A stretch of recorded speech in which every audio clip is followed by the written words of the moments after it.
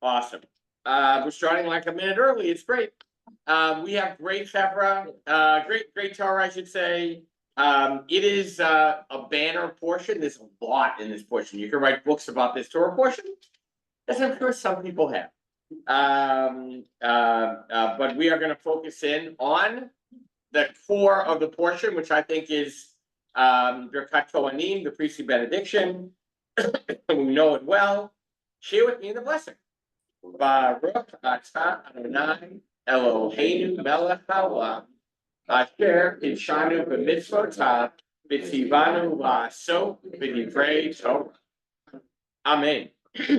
So, just to remind ourselves, we get census, we get vow, we get sota. What do you do with the adulterous wife? We get the Nazirite vow. After that, we're going to get the dedicatory offerings for the tabernacle, and then maybe the other key verse in the Torah portion, which I talked about last night. But this is the most well-known, the priestly benediction, Birkat Kohanim, and we're going to read it. Important to read it not just in English but in Hebrew as well, so you can sort of get a sense of the Hebrew. And to try to understand, we did this 4 years ago, we did it 7 years ago, but we didn't do it with this code sheet, which is why it's a different blessing and it's a different moment. So I'm going to have Lisa read it, right? I would say Yud Hey Vav Hey, I don't know, right? Harley would say Yahovah, right? Different story, but it's all good. Lisa, read it in English to us, and then I'm going to do it in Hebrew. Adonai spoke to Moses, saying, "Speak to Aaron and his sons. Thus shall you bless the people of Israel. Say to them, Adonai bless you and protect you. Adonai deal kindly and graciously with you. Adonai bestow his favor upon you and grant you peace. Thus they shall link my name with the people of Israel, and I will bless them." Right. So again, this is been discussed, debated, picked apart over the generations and centuries. But it is the preeminent blessing among the peoplehood of Israel, maybe among all of us, I think. And the koshi here is, what is the ultimate blessing of the ultimate blessing? What's being conveyed here? How does placing God's name upon Israel make the blessing manifest? And what is the key through which the Birkat Kohanim is made real? Which is not as obvious as it seems. We've all experienced the priestly benediction. Do you have a moment in your life when the priestly benediction, when this blessing stands out, when somebody saying it stands out for you? Jane. When I was growing up, in every single service at the temple. So, and that would have been Rabbi Schofer? No, it would have been Rabbi Kurtzer. Or Rabbi Kurtzer. Rabbi Kurtzer, Rabbi Fuller, yes. I was standing right next to you, put your hand on me, and you said, "Susan, and you blessed." Oh, we did the blessing of the members of a certain amount of years. The Altakak, but I didn't say Altakak, but yes. You were right next to me, and I so we, yeah. Yeah, Susan thinks I blessed her. She put her hand on me and she blessed me. Yeah. My kids bar bat mitzvahs, Yeah. weddings, Yeah. every moment. All those, it is a milestone moment blessing. Yes, a milestone, and you sort of go. Just a couple of weeks ago, your student, Rabbi Evan Scheinheit, gave my wife, Lisa Schnapper, the priestly blessing because she just finished up a year, 12 months or so, working as a cantor soloist in Peabody, Massachusetts, at the temple there. And so that was really touching, and he even gave a plaque to her, framed version of the priestly blessing. Wow. Right. By the way, not all of us or any of us get a plaque. It's just a blessing. So, right. So it's right, Virginia. Yeah. Well, when you blessed Elena for her bat mitzvah, and I think every parent can say the same. That really. But also when we were in Israel, in the Museum of Israel, and we saw the Birkat Kohanim, this tiny, tiny little slate of. I could not believe first that it was found, and then what is it? I thought it would be, Hollywood production of Birkat Kohanim. It's so tiny. That's what makes it so great. Right, so are you referring to the one in the Israel Museum, Virginia? The one that, right, so that actually is the oldest extant piece of text we have, one of the two. Probably 9th century before the Common Era. So it's 3,000 years ago. And it, was in an amulet. So somehow this was the blessing of all blessings. 3,000 years ago, right? Things change in life. Times change. This has not changed. Elizabeth and Clarence.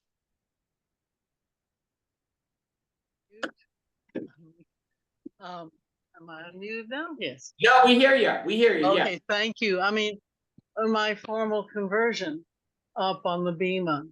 Yes. That was quite powerful. Yes, and somehow this moment sticks with us, and I'm gonna make a point in a minute, Clarence. So is the word blessing the same in Hebrew when it says to Aaron his son to bless? And then in number 27, he says, and after they link my name with the people. I will. Yeah, so here's the, Because they're two different potential definitions. yes, so first of all, it's so nuanced and hard to translate, which makes it a great blessing. But it's the precursor or the intro to the blessing is, or the command actually to bless. By Daber Adonai el Moshe lemor, then Adonai spoke to Moses saying, Daber el Aharon ve'el banav, speak to Aaron and his sons, lemor, saying, Ko tivarchu et bnei Yisrael. Thus shall you bless from the root Berech or Baruch, the people of Israel, or the children of Israel. Amor lahem, say to them. You notice a lot of say, a lot of the word say, and then the blessing. Yivarech panai v'yishmerecha, Yer Adonai panav elecha v'yichulecha, Yisa Adonai panav elecha v'yisemucha shalom. The blessing itself. V'samu et shmi al bnei Yisrael. Thus I shall place my name upon the children of Israel, Ba'ani avarchem, and I will bless them. So the same Baruch word, the same root, Baruch. Because it's a different entity, so to the extent that is it the case that in this understanding of the word blessing, the subject is the same, meaning somehow it's the priests that are acting on behalf of God and therefore God-like, but they cannot necessarily guarantee a future promise. Right, so Clarence is asking the right question, which is, the nuance here is very tough to understand. If, we did, I don't know, when did Neil Gaiman come as a scholar of essence? That's when we did the who blesses whom? How does this blessing, how does it manifest? What's the direction of blessing, I think was the coaching. And it's hard to know here. Are the priests blessing? Are the priests conduits? What about the people? So there's a lot of let me point out before we go to the remez, believe it or not, I'm going to point out that if you look at the blessing, it is ascending crescendo. Yeah. It is 3 words, 5 words, and 7 words. I'll beat that. It is 15 consonants, 20 consonants, and 25 consonants. It is 12 syllables, 14 syllables, 16 syllables. It's like if you wrote that perfect haiku, right? That perfect haiku, not the Jewish haikus, which are hilarious, but a real haiku or a real. So it is like, it's almost like the beautifully balanced sonnet. Talking about crescendo, what I'm feeling is it goes from the physical to the emotional to the spiritual. Yeah, so it's a level of, right? Is it deepening? Is it outreaching? Is it reaching? It's so hard to know, right? So let's go to the remez. Now we'll go to the remez. I have so much time. Oh my God. We're going to be talking for hours here. Let's start with the introductory verse. And our focus is going to be really on the 3rd verse of blessing. That's going to be the focus, but you can't just do that one. Harry. Just ask the question, so you mentioned the thing in the Israel Museum. The annual, yeah. So do we date that before the Torah was written? Yeah, well, it all depends when you want to believe the Torah is written. We dated. I said redacted. So. Yeah, redacted. We did it to the Davidic diet or Davidic, city of David. And we date it to probably the time, the time when Torah is somehow being framed or formatted. So it could have been, and we don't know what's chicken or egg, so was it? I don't know. That's pre-existing. It could well be, it could be that this is the oldest piece of Torah we have, along with Song of the Sea. Could be. So here it is, so we get a lot of saying, so, and you'll see what that implies. Susan, right, this is H. Chaim, which is really Harold Kushner. These 6 verses contain the most familiar words in the book of Numbers. In many traditional synagogues, descendants of the Kohanim pronounce the words as a blessing on the congregation. In their capacity as modern equivalents of Kohanim, rabbis, cantors commonly vote for a b'nai brit mitzvah, a bride and groom, or the closing benediction of services. Parents use it to bless their children at the Shabbat table. The human beings have the power to bless other human beings. Rabbi Ishmael L. teaches that priests do indeed bless the people. Tanhuma suggests that when the priests aspire to bless the people, God endorses their efforts and joins in. Larchmont interprets that when the priests invoke God's blessing, God responds in bestowing peace. Right, so, I mean, beautiful question, and it is an operative question, that's, the implication is, in fact, we do have the power to bless others. Yeah. But then, the commentaries come in and say, wait a minute, not so fast, right? How is this blessing conveyed? The Talmud says, yes, the priest bless the people. Because, by the way, there's a disagreement in the Talmud, that's just what one person says. Tanhuma, extant Midrash, 10th, 11th century compilation says, the priests aspire to bless, but God endorses it. Like as if God says, okay, I'm in. But the Rashbam says, no. The priests invoke the blessing, but God responds in bestowing it. Mike. No, I just have a question. I wonder whether before Torah there were any blessings, whether in all the other civilizations, the idolatrous civilization, etc., whether the notion of blessing existed before monotheism. Yeah, That's I mean, I don't know the answer to that. The answer is yes. Yeah, in studying with Professor Purvis, the old, what's it called? The Old Testament as literature? I think that's what it's called. I studied with James Purvis, professor, PhD from Drake, was also an ordained minister. And Purvis showed us parallels in ancient Near Eastern texts that preceded Torah that were all about blessing, a lot of blessing. But the blessings were not invoked almost any time by human beings. Sometimes I can remember one, Epic of Gilgamesh. But I don't remember many times. And this is a unique blessing, we believe. For the sake of argument, let's say it is. In the text, the blessings, it's a verb to bless. It's being used as a verb word. It's using it as a noun. Well, yeah, yes. One is for both and the other is bestow. Yes. And So the question is, what in fact are the, for one question is, what are the priests in fact doing? yeah, I think that's a great question. What are the priests doing and how is the blessing being manifest? The blessing is a verb, right? Blessing is doing something, right? It's an action. It's bestowed. Can it be a noun? Sure, right? But it seems like it's an action that's bestowed. Barbara, do you hear? Is it a given that when when Aaron and the priest invoke the blessing, that God backs that up? Well, so that's a great question. Is it a given?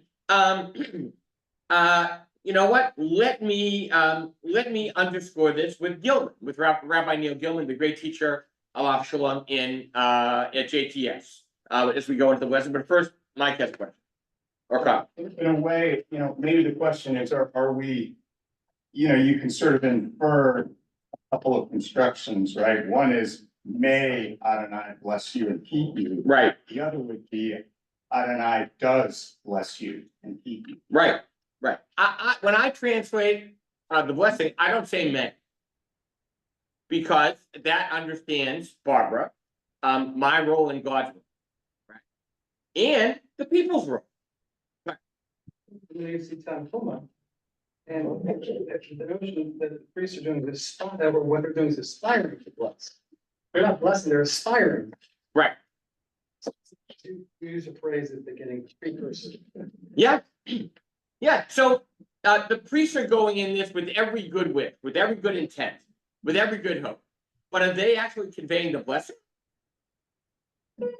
I don't know. Jane. It seems to me that the word may is conditional because it's presupposing you're asking something. You're saying, may I do something?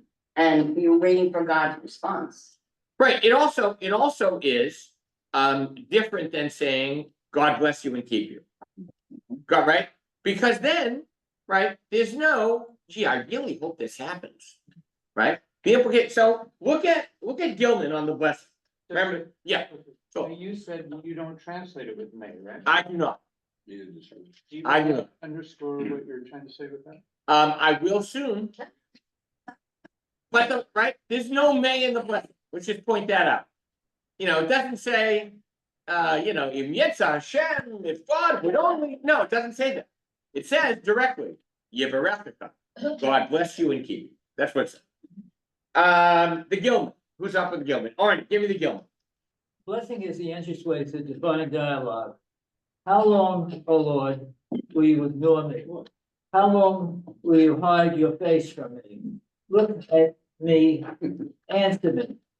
To look at someone is to acknowledge that the other person's presence, to acknowledge the relationship, as opposed to turning away. Right, so this is about, and we could translate it, God turned towards you. This is a turning of God towards you.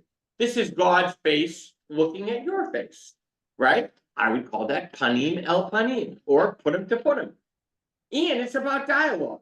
The blessing is dialogic from the beginning, right? God spoke to Moses saying, speak to Aaron and sons. Thus shall you bless the people of Israel. Say to them. There's a lot of saying here, right? And so it seems like the blessing is only evoked through dialogue, through conversation, or through people facing each other and talking, and hopefully listening. So that's the big part A. Don't want to do this now. I'm gonna wait for this, right? So if you look at the three lines, Adonai bless you and protect you. Adonai deal kindly and graciously with you. Adonai bestow favor upon you and grant you peace. They seem to be ascending levels, as Susan implied. And the last one is clearly somehow the blessing of blessings, the ultimate blessing. God, right? Yisa Adonai panav elecha. May God, it doesn't say bestow favor. It says, may God lift up his face upon you, right? V'yaseh shalom, and place upon you peace. So, what does that mean? What does that mean? And my Rabbi Abraham Isaac Jacobson, of blessed memory, growing up, real name, not a stage name. Rabbi Jacobson would do it, and I can't even do this. I can't do the thing, right? Right. I can remember, I can see, and Rabbi Jacobson had a different voice on the Bima anyway. That was right, a really good Bima voice. I clearly do not have a good Bima voice. Because I sound just like I do now as I'm on the Bima. But that's what I try to help students know. My 50 students, don't do a rabbi voice. It's no, right? Right? But Rabbi Jacobson did, the Lord lift his countenance upon you. It was like, oh God, this is a high drama moment. Yeah, the words should just speak for themselves. You don't have to inflect them like that. So what is this third blessing? We'll do the beginning part. What is this about God's countenance upon you, or God, turning to you? Mark, give us that first one, the Rashi. The Lord will lift up his countenance upon you. This is panim related to paniti. In the expression, I will look with favor upon you. Leviticus 26:9, which is, in essence, I will turn to you. When God shows no favor, the Hebrew idiom used is Asher lo yisha panav. he will not lift up his face. Deuteronomy 10:17. God lifts up his face to the back of those he loves, as Leviticus 26:9 goes on to say, I will look with favor upon you and maintain my covenant with you. Yeah, so what does this imply? Steve, this is really crucial. Because if this is really the ultimate blessing of the blessing, then there's something implied here about that is very important and special. Flowers. God loves. So good, so good. This is about love. Why? Why is this about love? Let me give you my now aside, because I'm in the middle of preparing for next year. I haven't written a word except for a couple scribbles, but I know what High Holy sermon's going to be about. It's going to be about our covenant learning year, which is it's about a book by Rabbi Sharon Brous called The Amen Effect, right? And I'm calling it Amen, Living a Life of Purpose and Presence. And Sharon Brous will be here in December. She's a hot ticket. I'll tell you right now. I don't mean that in any insensitive way. She's a hot ticket, meaning it costs a lot of money, right? But she's brilliant. But I'll tell you a book that I'm reading now, thanks to Stacey Crean, is a book called How to Know a Person: The Art of Seeing Others Deeply and Being Deeply Seen by David Brooks. It's like he wrote a commentary on her book, and he's such a good writer. And it starts out by talking about how awkward he was socially as a kid, and how difficult it was to learn those skills, in chapter 4. But here's Brooks on this blessing and on the first part of the third line of the blessing. Here's what Brooks says. He talks about two kinds of people. Diminishers make people feel small, unseen. Illuminators shine the brightness of their care on people, making them feel bigger, lifted up. Do you see that? It's like he's talking about the third line of this blessing. A little more. The awareness of the infinite dignity of each person is a precondition for seeing other people. If we see people generously, we will become generous. The essential immoral act is the inability to see others. Wow. Being seen by God is an act of God's love. Steve. So what this reminds me of is when Moses gets God and he can see his face. Yeah. Yeah. Here's the punchline, for me at least. Yeah. Is that he says no, but it's the fact that Moses asked, the fact that Moses said, that's right. Can I see him? And I see him. And it resonates because this ties together with this. Yeah, by the way, hold on, I'm just gonna ask Steve a question. Can I steal that for the sermon? That'd be great. Done deal. That is great. What a great connection. Yes, Moses wants to see God, but what did God say to Moses, right? You're gonna see my after effect. So you will see me, just not exactly this way. Yeah, yeah. Which is this. Right, I gotta go Harley, Michael, then Clarence. So I hope that what I'm about to say is going to complement, Jeff, what you had just said earlier. It's interesting. The word face in English is singular, but the word face in Hebrew is plural. Right. And that struck me as, well, why is that? And I was coming out of the elevator in a meeting in Miami, and I was with a friend, and then someone came and saw my friend, and the two of them broke into this amazing smile. And it struck me that, we can't see our own face, but we can see how others react to us when they see us. And there's kind of, you're catching a reflection of who you are in how others relate to you. And I think somehow the early language, because it's a really ancient language, reflects on that piece that we really we can't we can't really get a feel of how we mistovev and how we work in the world until we see others facing us. See their their reflection of us is in our reflection of us is in their face. And I guess what the writers are trying to figure out is that God is for them is somehow part of that experience. Harley, let me ask you a quick question. Do you mind if I use that? Absolutely, Jeff. That's so good. So good. I love this. Yes, Michael. Yeah, I love what Harley just said too. I can't, so I'm much more prosaic. I have two questions though. First, the Yisa Adonai, lifting up. So the suggestion is that his gaze is down and it's coming up. Is it? So if his gaze is down, it's fixed on the rest of creation, but not on human beings. Is that the idea of lifting up? Why up? Why not simply to why Yisa? Why up? That's the first thing. And the second question is really the first part of this. Bless you and keep you.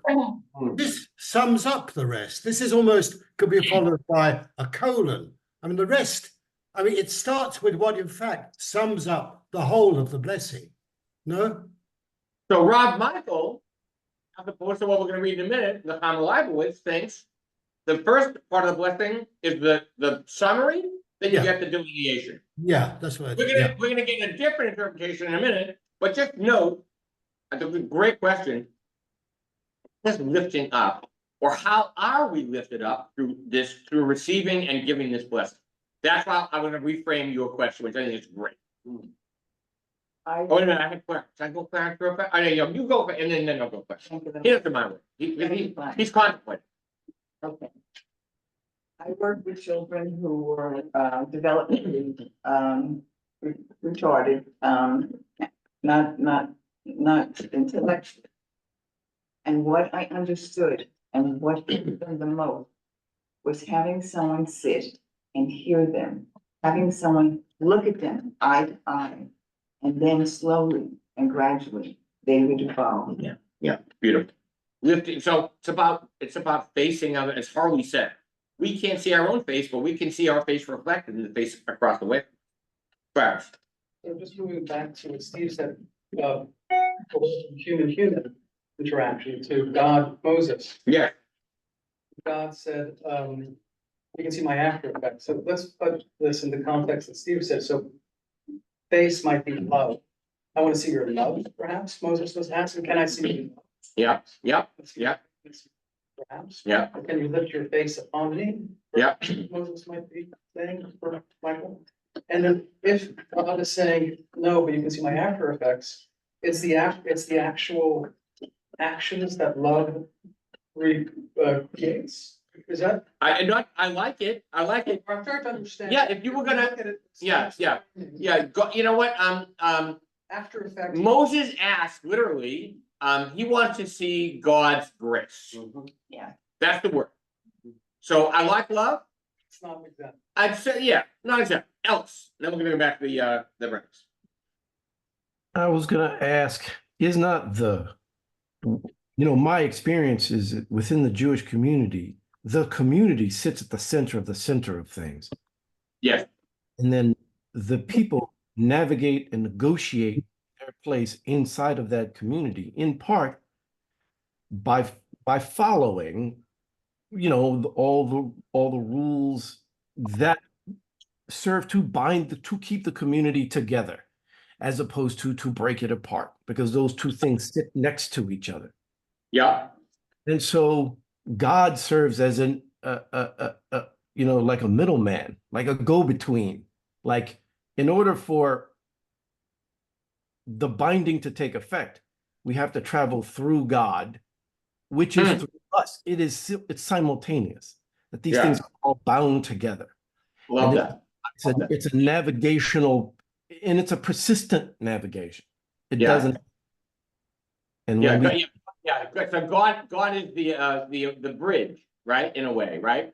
I like the middleman, the go-between, right? I love, and between to me is everything. So I love that. We're gonna build on that in a few minutes. let's go down to, do we need this? Yeah. Mark, so we're getting now to the third part of the blessing, and it's significant. So Jeff, give us the final word of blessing, shalom. Just have to add something. Yeah. That I know that you get your sermons from Harley and Steve. I just must add to myself personally, you're talking about blessings. I just got a text from my wife. My grandson is out of surgery. Thank God. Things are great. Thank God. Thank God. I mean, My simplistic point of view, God is listening and you know what? we're hearing each other. You know what? As we always say, from your mouth to God's ear. Thank you. Okay? The final word of his blessing, shalom, is also the final word in several key prayers. Yeah, you skipped it. So likewise. In the listing, the sacrificial offering. The shalomim. The peace offering is cited last. So we see peace is the ultimate goal, since the shalim is intended to restore the relationship between God and creation, between man and his fellow, with the individual and his conscience. Peace remains the great universal ideal, and achieving that ideal depends upon the will of humankind, together with the blessing of the Holy One. Yeah, this is saying something pretty awesome, and it helps us understand a little more the answer to our question about, right, how do we make this blessing manifest? It's kind of reminded me of the two angels over the ark face to face, and I think when they're facing each other, there's peace, and if there's not peace, they turn away. Yeah, but so I did it last night, right? That's right. We talked last night. I didn't hear it. Right? Lisa claims she didn't hear it. Right? So no, but you're a teacher. So yeah. So the two Peruvian, the cherubim over the ark are made of one piece of gold. They're facing each other.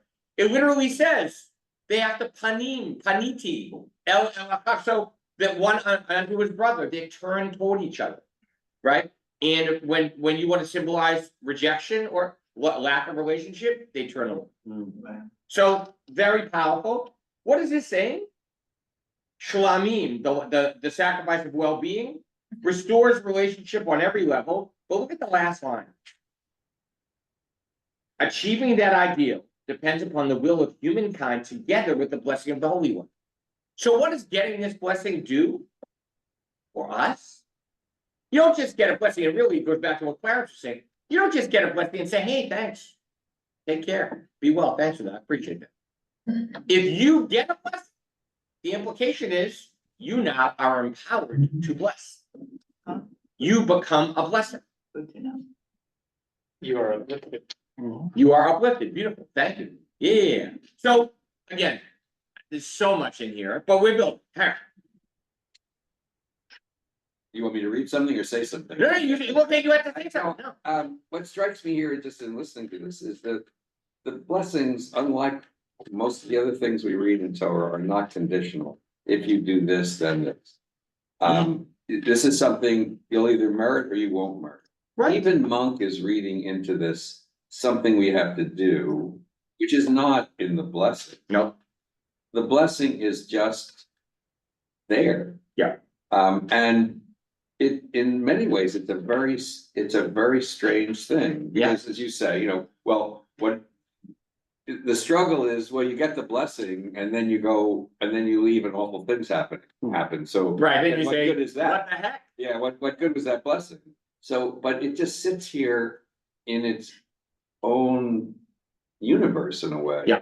Yeah. Unconditional. It seems like an act of, go back to what Moses in chapter 33, Steve and Clarence, right? Right. Hareini et not et vodecha is what Moses asked. Let me behold your glory or your honor, right? And then God uses the phrase, the verb for grace. Just to add, I think it's the front page of the New York Times this morning, a picture of the Pope and President Biden. Yeah. Biden, there are literally panim to panim. That's right, yeah. And the Pope is looking up, he's seated in his wheelchair. He's looking up at Biden, and Biden is looking down at him. And they are, it's a very holy moment. Because in some ways it's reversed. Yeah. Right? And you said something about love. Yes. In that picture looks like love. Amazing. Yeah. Picture of faith and love. Wow. So I want to get to the third blessing. Well, yeah, right, yeah. He talks peace, monk does. Peace is a loaded word. What might the monk really mean by peace? Well, I can answer that by giving you Nakama. Steve, we just get Steve, then I'll come back to you, Mark. Okay, Steve, go ahead. The third blessing. Third blessing, according to many commentators, culminates in the merging of the previous two. If our rabbis are right in asserting that each subsequent blessing transcends its precursor in the measure of its bounty, what does Yisa lift up, improve upon, Yair shine on? Third blessing, Yisei Adonai Panav is not a means to obtain any kind of material gain. Whole of life, its bustle and turmoil, its material and its spiritual attainments, only instruments to bring us nearer to God, aiming at the ultimate. Yeah, so Nechama says the opposite of what Michael said. So Rav Michael said, the first blessing is it, and then you get a colon. No. Nechama says, first blessing's bounty, second blessing is, all the sort of intellectual sources of, right? And the third blessing is the ultimate blessing, which is somehow contained in, all in that one blessing, which is God, somehow, right? God's presence. In God's presence, right? Is it conditional? I don't think so. I had Mark first. But it says he lifts up his face to the face of those he loves. So who does he love and who does he not love? Yeah. So you're implying the ultimate question, which is again, so what is the key through which the Birkat Kohanim is made real? Meaning this priestly benediction, if there isn't a sense of love, can it be conveyed? Right. If you're bestowing this blessing on people who are haters, who are dividers, who are destructors, or whatever that word is, right? Destroyers, thank you. I knew there's a word, right? Right. So it's a very very hard to wrap our heads around. It seems as if there actually are conditions to the blessing. It seems like not that they're only implied, of course, but it seems. Look at Jonathan Sachs, John Borden. Then I'll go to Jonathan Sachs. Oh, and Elizabeth. I'll go to John Borden, Elizabeth, and then Jonathan Sachs, and then Arnie. I remember years ago hearing some rabbis talk about something called an empty blessing, which I interpreted to mean one that was sort of pro forma, not with any motivation, not with any substance. Yes. In this conversation about what kind of blessings there are, and it just made me think about that moment, and it gets to what I think through here is intentionality. Yeah. The condition is that you have to be willing. Yeah. To have a blessing. So John underlined something really important, which is kavanah, the word for intentionality, kavanah, right? So you have to be ready and willing, sincere of intent, in order to not just convey the blessing, but say, here's the condition, receive the blessing. Right. Did you already ask a question? I don't remember. Yeah. You asked a question about, you actually asked that question, right? Which is the key question. Now I have Arnie the Elizabeth. So listening to this, I'm thinking the blessing, as Harry implied, also comes with a curse. Okay. We're blessed. We have a state. We have taken desert. We made it into something beautiful. But we're living in the middle of a curse. And the curse is self-evident. My question is, what good is the blessing when the curse is almost overwhelming? How do you get past that and say, I can accept the blessing, but why are you doing this? Is it my fault? Is it God's fault? It takes. We will actually answer Arnie's query, right? Which means, do you love me or do you not love me? Right. So what does it mean to establish a relationship between you and the Holy One of all being? That's really the question. That again, what is the key through which this blessing is made manifest? That's the key. So I gotta go, oh, I got Elizabeth, then I'm going back to that. Okay, yes, thank you. Unmute, right. Unmute, yes. Can you hear me now? You're good, you're good, you're good. Unmute, all right. Talk to us. Jesus wants to make it. Elizabeth, unmute now. You gotta unmute. There you go. Okay, you hear me now? Okay, Yes. I'm still lost in Harley's question and the whole idea of individuality and recognition. I mean, I was very struck once a close friend, Black woman, said she remembered as a child feeling so sorry for the white children because they all look alike. How could they find their mamas? How could their mamas find them? Because they all look the same. And your face is individual, and yet it's the same as everyone else's. And God understands that, and yet God recognizes your face, and you. I mean, I don't know. My head is just swirling with all this. Does that Yeah, no, make I sense? love it. I love it. And you gotta read the David Brooks book, by the way. Okay. But to be seen, like by God, is to be Yeah. recognized for who you are. Harley's point, which extends that, is the word face is a plural word, which means you don't see yourself, right, by looking in the mirror. You see yourself by looking at another, right? And seeing something uniquely holy, sacred, special in that other. Look at the Jonathan says, I gotta go to Jonathan Sachs because I don't want to lose the train here. Tom. Okay, to make peace in the world, we must be at peace with ourselves. Be at peace with ourselves, we must know that we are unconditionally valued. That doesn't happen too often. People value us for what we give them. That is conditional value, what the sages call the love is dependent on a cause. Gives us unconditionally. We're here to, because God wants us to be a very own special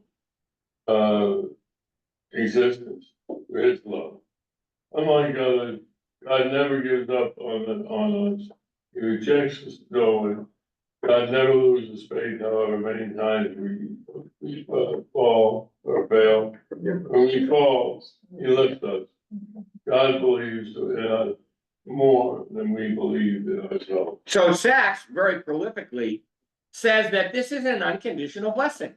That in fact, you don't have to do anything. That there is no may in front of the blessing. There isn't, gee, I really hope this happens to you. No, no, no. The blessing is there. It is transmitted. Will we actualize it is the question, right? Which goes back to Mark's question, right, before, and to Steve and Clarence's question as well. Then the last part of the blessing, right, which is hard to translate. V'samu et shmi al bnei Israel. Thus I will, lasi means to place or put. So thus I will place my name on the people of Israel, va'aniva avrachem, and I will bless them. Future tense verb, right? So just look at the commentary for a sec. The first commentary is, thus they shall place my name. The Rashi says they were using the name. Shem HaMeforash, the explicit name. So think about this. They were blessing in ancient Israel with the name that nobody knows how to say anymore. That could have been part of the power of the blessing. But Haktava HaKabbalah, Jacob Tzvi Mecklenburg, early 20th century, sort of an Ibn Ezra of the modern era, dives deeper. Judy. It is impossible to translate the Samu in the same way as, and he placed on her shoulder. God is not corporeal, and the name is never corporeal. The word, therefore, has to be understood in the same sense as you are to place these words upon your hearts. It means a directive to make an impression, to perceive something as relevant. Nonetheless, the term cannot be totally divorced from its basic meaning. In this instance, the priests are to impress the people that they are recipients of God's grace placed upon their head. Yeah, why do I love this, Steve?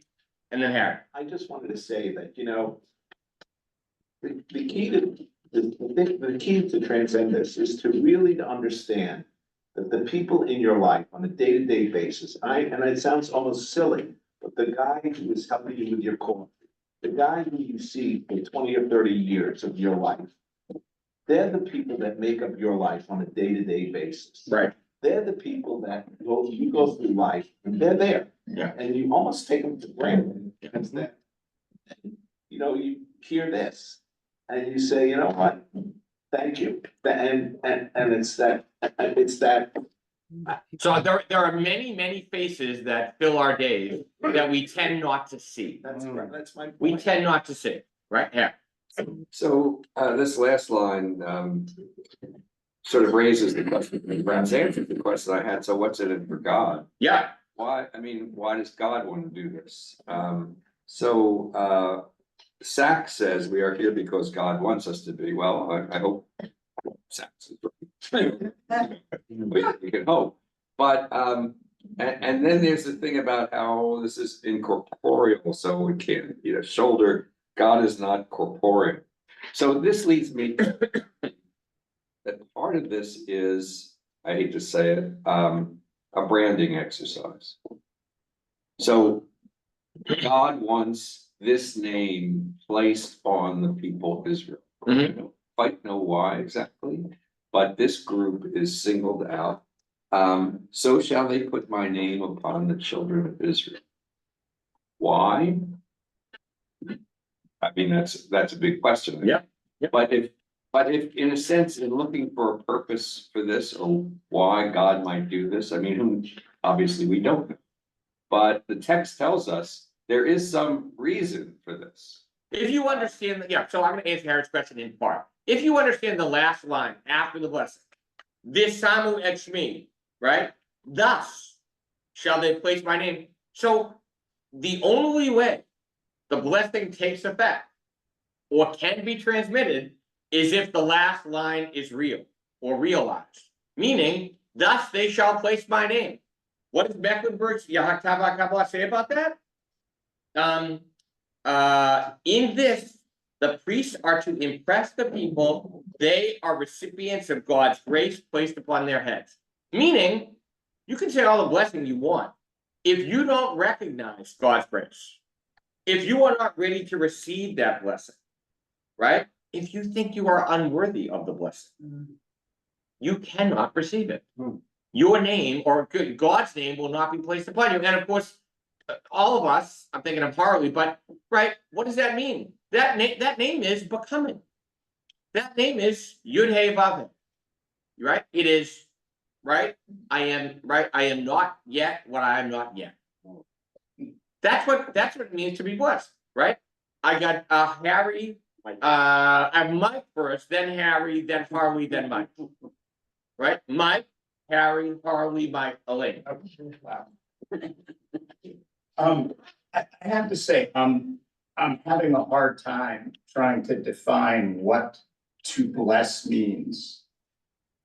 Because it seems that in the text, we've got examples of a blessing, but what does bless mean sort of separate and apart from the other elements that constitute the blessing? So besides the content, what does that act mean? What is it sort of above and beyond? We will partly answer that in the show. So I'm gonna say, great question. Give us 12 minutes. All right. I have no idea. Tell me. Elaine. It struck me that the putting the name on you. It struck me that when a crown is put on the head of someone, it represents the responsibility he or she must assume. And perhaps it's the same understanding that when you have God's name on you, you have a responsibility to either according to God's laws. Yep. Okay. Whatever it is. But there's a certain responsibility you also assume, knowing that you've got that name. Yeah. So I'm not gonna disagree with Harry. It is sacred branding. Go ahead. These are all wonderful things about the name. They're all great. But history tells us that having this name has not necessarily been a blessing. Being named B'nai Yisrael, a Jew, a name that whether you're good or bad or connected or not, it doesn't matter. There's no condition. You are Jewish. Right.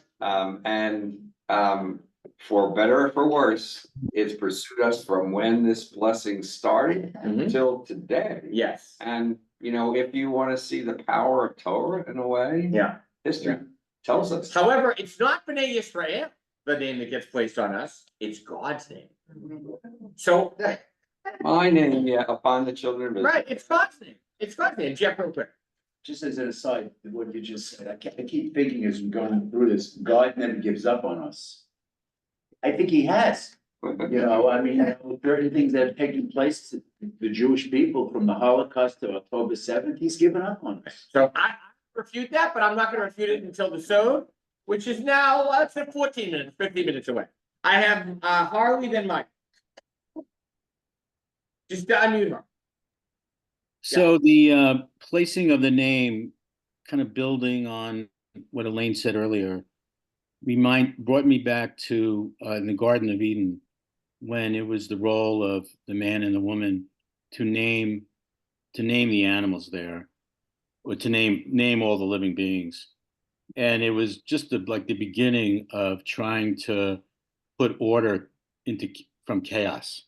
And putting the name, I don't have a well thought out thought here, but there's something about the relationship between the divine and people, about sort of figuring out what they are to each other. And I think for myself, coming up with the name of the divine informs that this could be some potential filler, resource, spring of life to some lack that sometimes, often, always we feel when living our life. Yes, yes. Somehow placing this name upon us helps us actualize our name. Mike.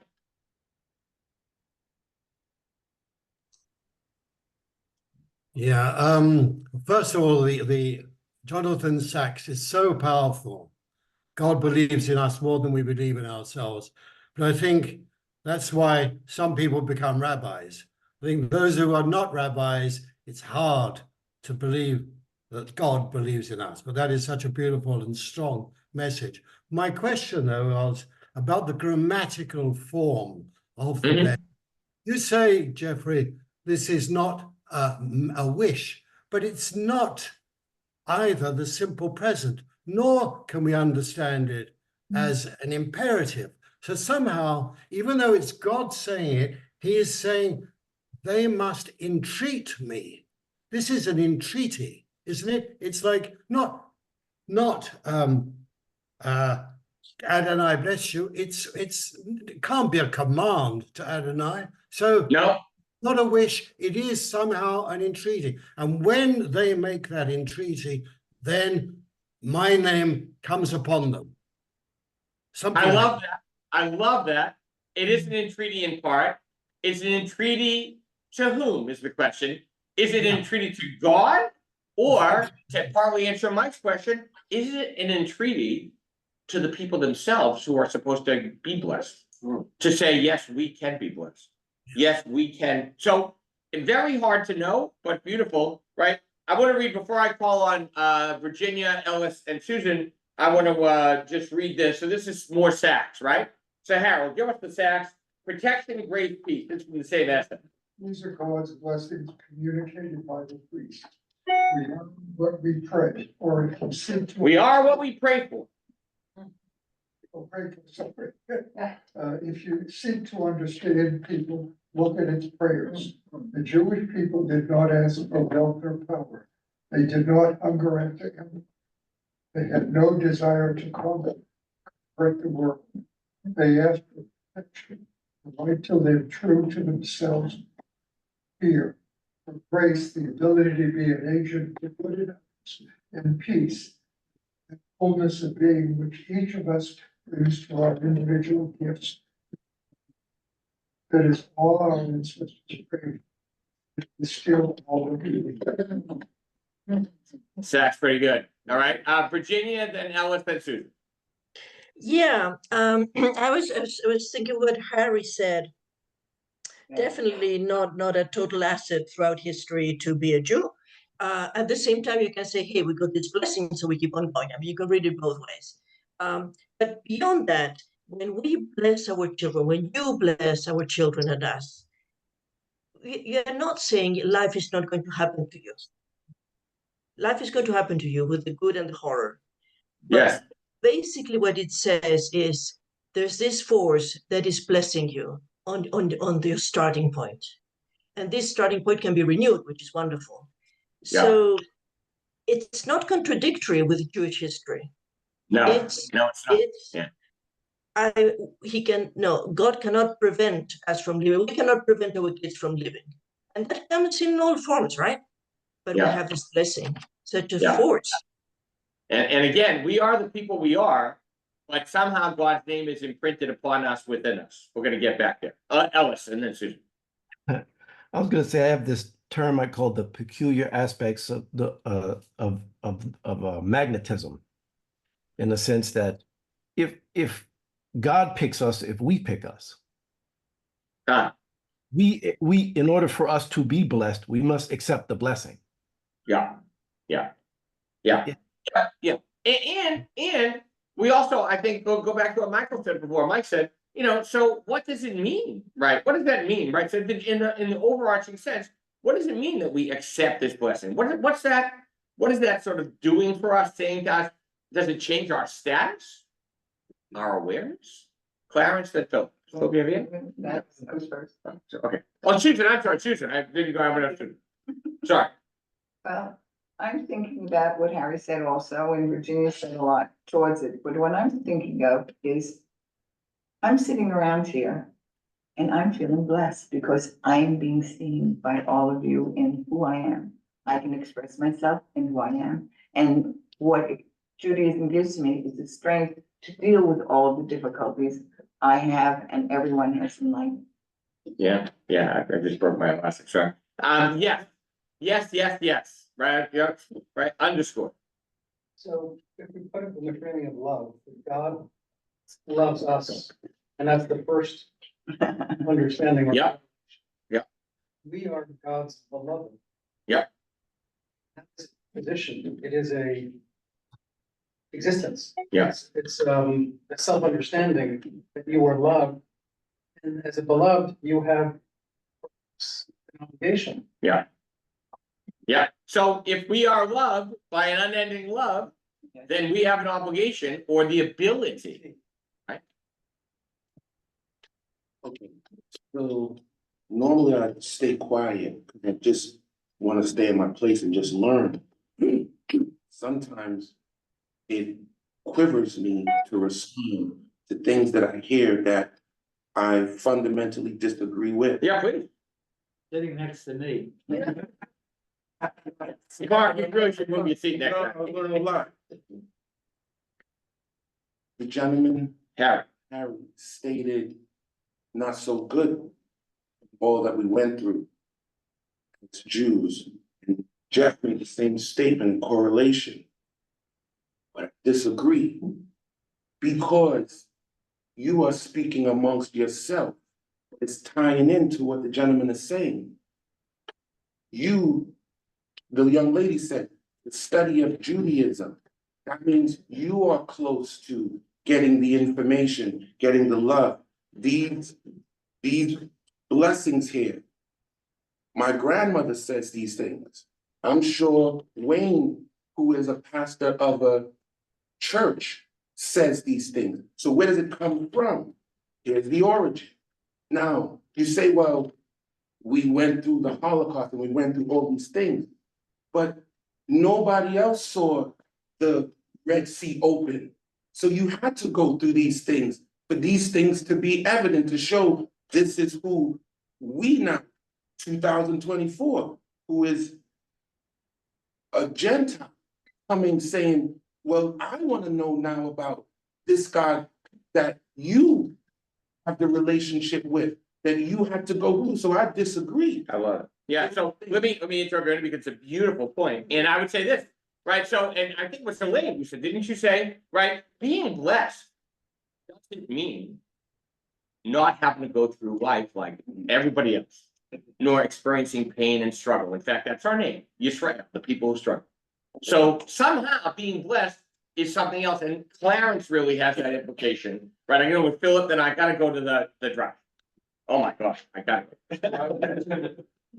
Just to make it brief, I'd asked, having a lot, and sorry about that, about what month meant about peace, but it strikes me that you said, we have to be ready to accept the blessing, right? But also whatever that blessing is actually determined by us. Because when it says, deal kindly with you and graciously with you, well, that means something to us now. So it's favor finding or granting peace. The favor or the peace that I would desire at this moment is dependent on this moment. Yeah. Right, so not only must we accept the blessing, but we define the blessing. Yeah, well, we define the blessing, we inhabit the blessing, we become the blessing. So, Carol Sheffield, you around? Where's Carol? Did Carol go away? No, I'm here. Carol, can you read us that Alan Moranis? We're gonna skip this spot on it, but the Alan Moranis is good. This is focusing on what Philip was just saying about, so what is it about shalom? What is it about that ultimate blessing? What is it trying to teach us about peace? As a response to the blessing? What can we learn about peace from Aaron, the Kohan Gadol, the high priest? It is his task to connect every segment of the people into a single and united whole. Division and enmity were inimical and to national unity, so he had to work hard to minimize the forces of conflict and maximize the forces of harmony and peace. Shalom shares its linguistic root with the word shalem, which means whole. Peace is the outcome of having brought all the components of a situation to a condition of wholeness. And that is what Aaron did, forging a disparate and fractious people into a single unit. Real peace flows from wholeness, and only when we bring about a unification of the parts do we achieve true peace. From this perspective, peace is now not its own goal, but a byproduct of having done what is necessary to repair a situation. If we want real peace, we have to pursue it via the route of working for justice, truth, and repair.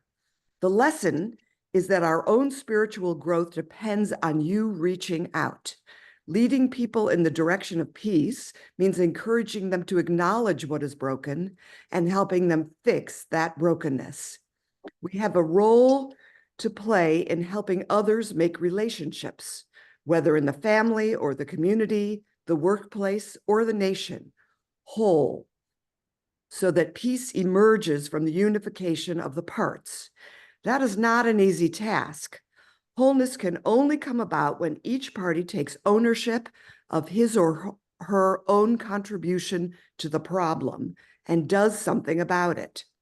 In leading others to peace, we begin by encouraging our friends, not just to avoid blaming each other, but also to find the humility to examine whether something in their attitude or behavior might merit attention in order that the broken might be made whole. Being humble opens the door to peace. Psalm 34:15 tells us to seek peace and pursue it. Peace can be elusive and must actively be chased to be realized. This method of transformation calls on us to take the initiative to help others make the effort. So, and Mariah, this was our thematic of Musar, I think 7 years ago or something. But what's being said here? What's being said here? So what is the blessing, right? And Clarence was intimating this. The blessing seems to be an awareness of a status. You want to say it's a crown? Okay. And it's not, oh, you're the people of Israel, because anybody can get this blessing. It's you are blessed. And if you are blessed, that awareness has to move you to bless. The last piece, the sod is great. The sod is a secret because I didn't say this beforehand. the Kohanim, and I've been witness to Duchanan, traditional, offering of the Kohanim. What happens in a traditional setting? Those Kohanim who are descendants of, supposedly, the Kohanim go up on the platform or the bima, and they raise their hands and they close themselves in their talit. You can't see them, don't look on them, right? It's mystical, and they share the blessing. How do they share the blessing? They have to be called to bless. And before they share, and by the way, so they have to be called to bless by the chazan, the cantor, or the reader, right? And that reader cannot be a Kohen. That reader has to be usually Yisrael, like a regular horse thief like me, right? And they have to be called, and the words are repeated. So first the reader, the chazan, says, Yivarecha, and they say, Yivarecha, right? So it's a responsive that comes from the people. Goes to the Kohanim, goes back on all the people, right? So why is that so significant? Because before they can say the blessing, they have to say a blessing to say the blessing. Jewish, how Jewish is that? Right, look at this, right? Soon somebody else is gonna read, right? Who's up in the lineup? Jane, Elaine, and Michelle are gonna split this up in a minute. I'll just, right? The blessing traditionally recited by the priest before blessing the people is highly unusual. What do they say? Baruch atah Adonai, blessed are you, ruler of the universe, who has sanctified us with the sanctity of Aaron, and commanded us to bless Israel with love. Go ahead, Tim. Why do the priests talk about being sanctified with the sanctity of Aaron instead of using the blessing formula? And second, why the mention of love at the end of the blessing? To my knowledge, this is the only blessing before the performance of a mitzvah in which love is explicitly mentioned and required. The answer to our two questions are identical. Blessings depend on love. Torah does not assign the priest the task of rote recitation. On the contrary, it calls upon them to love the people Israel.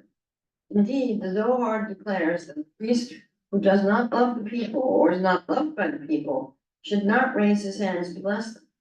Perhaps not surprisingly, the first priest is remembered as a lover of peace and a pursuer of peace. The holiness of Aaron, says Rabbi Shalom Rezanovsky, flowed from his love, and what is true of the priest ought to be true of the rest of us as well. Oh, wait. Well, I asked Rabbi Moshe HaKohen Moshe, do the priests turn to the people and say, may the Lord bless you, rather than turn to God and ask, bless them, Lord, and protect them? In turning to the people, I'll suggest the priests prepare them to receive God's blessing. This, he argues, is what the text meant when it said that the priests should place God's name on the people. Al-Shef's comments suggest that sometimes it's more difficult to receive blessing than to give it. Still only recently liberated from slavery, resume their journey to the promised land. They're devastated on many levels. Slavery is so utterly ingrained in them, freedom is intolerable. Suffering they have endured is so profound. Accepting God's bounty, it is no easy matter for this traumatized people to receive the blessings of God, to receive the blessings God seeks to grant them. Think of people you know who have endured deep and sustained trauma. Often the most difficult challenge is to allow the past with all its pain to be the past and to receive in the present what was unavailable in the past. The question facing the Israelites is whether now that they have left Egypt in body, they can leave it in spirit as well. You cannot receive blessing against your will. To the Al-Sheh, the task of the priests is to help the Israelites allow blessings to penetrate the fog left by the Michelle. Priests are summoned to bless the people, recalling all the while that the blessings do not ultimately flow from them. They help prepare the people for what can sometimes be the most daunting challenge human beings face: how to receive blessing after having for so long been deprived of it. Since for their divinely mandated responsibilities, the priests are still human beings like us, there is a great deal we can learn about what it means to be a teacher, a parent, a friend. We are not sources but channels of blessing. In giving, we pass along a bounty that is ultimately not ours, and it all springs from love. So I hate to say this, but Clarence is right. Right? It all springs from love. Shai Hel, great rabbi, head of Machon Hadar, modern liberal Orthodox yeshiva, has just come out with a book, a thick book. And I missed the presentation because I was up in New Hampshire doing my mother-in-law's funeral. But it's his book about love and a book about God's love and about how Judaism is not a religion of law, it's a religion of love. And it's, you know, it must be 700 or 800 pages, but it's great. I've read 3 pages. But what is this? So now go back to the questions that so many of you asked, right? Among them, so what does this whole blessing thing mean? What does it mean? Right? So I would give you one little note, and Clarence noted as well. It's a verb, but the verb implies something. What is blessing? I've done this before. I don't know how many times, but I'll do it again, right? What's the root of the word to bless? Live our faith? Need. Why? Barrett, why? Because blessing, and John and Alan Ryan said this, is about humility. Realizing that you are not as tall and straight as you think you are, that there are things before which you must bend your knee and humble yourself. So blessing is recognizing by placing the name on you that you too are created in God's image. And so is everybody else. So your job, once you receive the blessing, is to give the blessing. And that often means opening people up who are not willing to give the blessing. And now the response to you guys and to Mark's beautiful counter argument, which is this. Nobody said being blessed is life is going to be hunky-dory and everything's going to be lovely and you're not going to have trouble. Like, what are you kidding? Right? No, not at all. On the contrary, there's a great character in the Talmud named Nachum Ish Gamzu. Nachum, right? The man of Gamzu. Gamzu, he would say Gamzu Latova. This too is for the good. And Nachum's story is not good. Lloyd's probably shaking his head saying, don't tell that story. Right? Yeah, first he gets robbed, then he gets, in prison, then he gets limbs cut off. Yeah, Gamzu Latova. This too is for the good. Right? I'm not implying that, but what am I implying is this. Having the ability to be blessed and to receive blessing gives us the strength of spirit, the fortitude, the recognition we're not alone, that we're in this together, that we are here to help each other, that we can't always control what happens to us, but we can control our responses to those difficult situations, that we can respond with blessing even in the face of what we perceive as curse. That's what it means to be who we are. By the way, not the people Israel, but the people upon whom God's name is placed. Right? Boy, I'll give you the last one.